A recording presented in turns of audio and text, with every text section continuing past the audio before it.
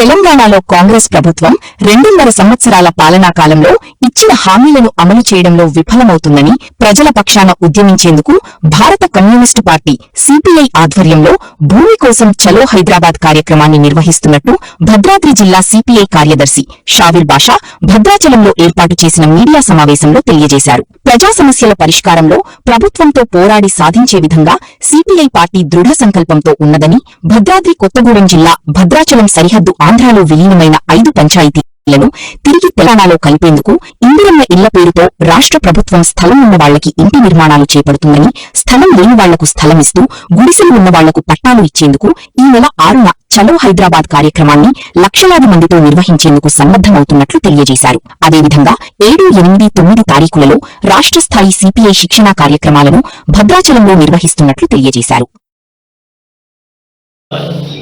తెలంగాణ రాష్ట్రానికి కరెంట్ ఇచ్చేది మన జిల్లా, ఇసుక పోయేది మన జిల్లా, బొగ్గు మన జిల్లా, నిర్వాసితులు మన జిల్లా, అడవులు మన జిల్లా. మరి ఈ జిల్లా జరుగుతున్న అన్యాయం మీద న్యాయం మాట్లాడుతాం. భూమి సమస్య పరిష్కారం కావాలి. సీతమ్మ సాగర్, దుమ్ముగూడెం, చర్ల మండలాలకు నిర్వాసితులు 2.5 ఎకరాలు నీళ్ళే.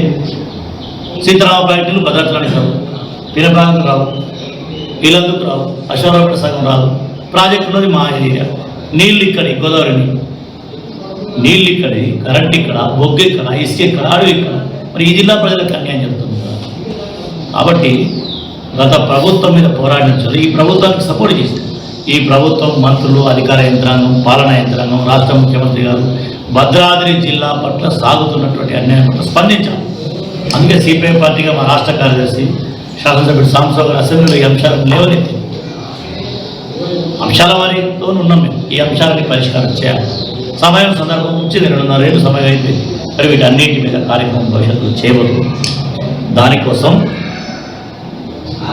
పోరాటాలకు కేంద్రం, ఆదివాసీ ఉద్యమాల కేంద్రం భద్రాచలంలో సిపిఐ 2 జిల్లాల శిక్షణా తరగతులు, ఖమ్మం, కొత్తగూడెం ప్రధానమైన నాయకత్వం, మండల కార్యదర్శులు, జిల్లా కార్యవర్గం ఒక 250 మంది ప్రధాన నాయకుల్ని 3 రోజుల పాటు 7, 8, 9 తేదీలలో భద్రాచలంలో సిపిఐ రాష్ట్ర శిక్షణా శిబిరం ఇక్కడ పెట్టారు.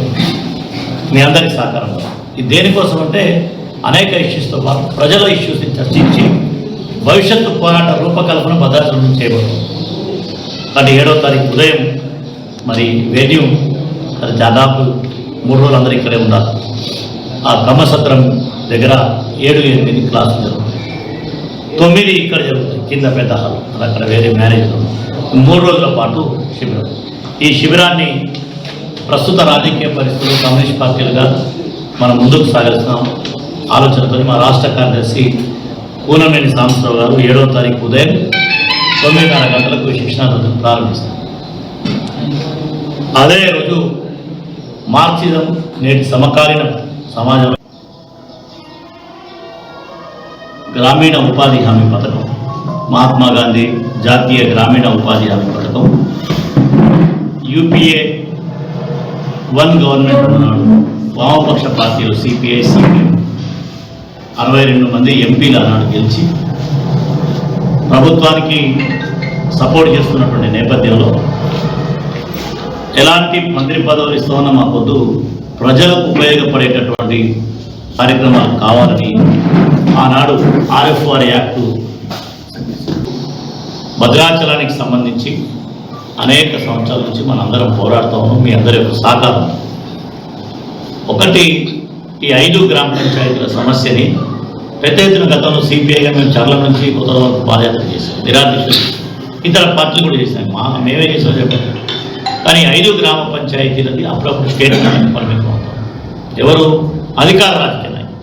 మేము ఎన్ని పరిణాలు చేసినా చేయాల్సిన వాళ్ళు చిత్తశుద్ధితో ఈ 5 పంచాయతీలు 2 ప్రభుత్వాలతో మాట్లాడి కేంద్ర ప్రభుత్వం భద్రాచలం క్షేత్రాన్ని, దక్షిణ అయోధ్య క్షేత్రాన్ని నిర్వీర్యం కాకుండా కాపాడాలంటే ఈ 5 గ్రామాలు తెలంగాణలో కలపాల్సింది. దాని మీద స్పష్టమైనటువంటి ఆలోచనతో రావాలి. రెండవది, దీని అభివృద్ధి పట్ల గత ప్రభుత్వం నిర్లక్ష్యం వహించింది. మేము చేస్తూ ఉన్నటువంటి ఈ రాష్ట్ర ప్రభుత్వం నిధులను విడుదల చేసేసరి పనులు ప్రారంభిస్తామో ఈ సక్రమంగా చేయాలి. వర్షాకాలం రాబోతాం, వచ్చేది స్టార్ట్ అయింది. పోయిన సంవత్సరం చూసాం, మనం ఆ పోయినప్పుడు చూసాం. ఈ కరకట్ట నిర్మాణం పూర్తి చేసి లోతట్టు ప్రాంతాలకు 1000 ఇళ్ళు కట్టిస్తామన్న నాటి ప్రభుత్వం మాట నీటి మాట అయింది. ఈ ప్రభుత్వం ఆవేశమైనటువంటి ప్రయత్నం చేయట్లేదు. అటు కరకట్ట నిర్మాణం సాగాలి. ఎవరైతే నిర్వాసితులు ఉన్నారో లోతట్టు ప్రాంతాలకు ఎగువ ప్రాంతాల్లో వాళ్ళకి ఇల్లు కట్టించాల్సిన అవసరం. ఆ రకంగానే మనం భద్రాచలం ప్రాంతాన్ని నిలబెట్టగలుగుతాం అనేటువంటి దాంతో ఉంటూ కమ్యూనిస్ట్ పార్టీగా సిపిఐ ఈ లక్ష్యాల మీద పనిచేయడానికి ఇక్కడ సిద్ధంగా ఉంది. మూడవది ఇక్కడ నుంచి ఏదైనా చేస్తున్నాం. రేపు 6వ తేదీ చలో హైదరాబాద్ కార్యక్రమం పెట్టి భూమి సమస్య దీంట్లో అన్ని వామపక్ష పార్టీలు ఉన్నాయి. CPI, CPM, MLA democracy, mass line, SUCI, చాలా 9 కమ్యూనిస్ట్ పార్టీలు ఐక్యమై 2.5 ఏళ్ళు ఈ ప్రభుత్వానికి సమయం ఇచ్చాం, చూసాం. కానీ భూమి సమస్య పరిష్కారం కావట్లేదు. ముఖ్యంగా ఇల్లు లేనటువంటి పేదలకు ఇందిరమ్మ పథకం ప్రవేశపెట్టిన అది స్థలం ఉన్న వాళ్ళకి అది కూడా పరిమితం ఉంది, దానికి శాచ్యురేషన్ లేదు. సరే దశల వారికి ఇస్తున్నాం. అసలు ఏంటంటే గిటాన్ని మనం హర్షిద్దాం. కానీ స్థలం లేనటువంటి సమస్య, స్థలం ఉంటే ఇల్లు ఇచ్చేది. ఈ భూమి లేని పేదలకు ప్రభుత్వం అయినప్పుడు చాలామంది గుడిసెలు వేస్తున్నారు. ఆ గుడిసెల్ని మన వరంగల్లో కూల్చేయడం కాదు, మీరు పట్టాలు ఇచ్చి రెగ్యులేట్ చేయాలి.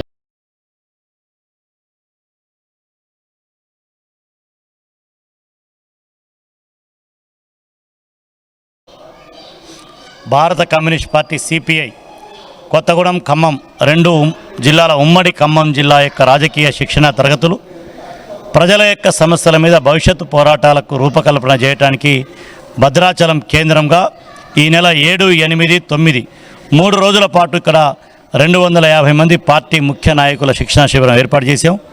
7వ తేదీ ఉదయం 9 గంటలకు ఈ శిబిరాన్ని సిపిఐ రాష్ట్ర కార్యదర్శి కొత్తగూడెం శాసనసభ్యులు కామ్రేడ్ కూనంనేని సాంబశివరావు గారు ఈ శిబిరాన్ని ప్రారంభిస్తారు. ఈ శిబిరంలో దేశంలో ఎదుర్కొంటున్న అనేక సమస్యల మీద మరి పార్టీ ఎడ్యుకేషన్ నాయకులు, ప్రొఫెసర్సు, వివిధ రంగాలలో ఉన్న నిపుణులు, పార్టీ నాయకత్వం పాల్గొని భవిష్యత్తు కార్యక్రమాన్ని రూపకల్పన చేస్తారు. భద్రాచలంలో జూలై 7, 8, 9 తేదీల్లో జరిగేటటువంటి శిక్షణా శిబిరాల జయప్రదానికి అన్ని వర్గాల ప్రజలు సహకారం అందించాలని కోరుతా ఉంది. అదేవిధంగా మరి వాళ్ళ ప్రధానంగా భూమి సమస్య కేంద్రంగా ప్రజలందరూ రోడ్డు మీదకి రావాల్సిన పరిస్థితి వచ్చింది. గత టీఆర్ఎస్ ప్రభుత్వం ఈ సమస్యను పరిష్కారం చేయలేదు. ఈ ప్రభుత్వం ఏదైతే గుడిసెలు వేసుకొని రాష్ట్ర వ్యాప్తంగా అనేక చోట్ల నివసిస్తున్నారో వాళ్ళకి పట్టాలు ఇవ్వాలి, వాళ్ళకి ఇండ్లు కేటాయించాలి, గుడిసెల్ని తొలగించేటటువంటి కార్యక్రమం మానుకోవాలి. అదే సందర్భంగా ఇండ్లు లేనటువంటి స్థలం లేని పేదలకు స్థలాలు ఇవ్వాలి. 89 ఏళ్ల స్వతంత్రం మనకు వచ్చింది. సామాన్యుడికి, పేదవాడికి, ఒక మనిషికి గౌరవం ఏంటంటే సొంత ఇల్లు.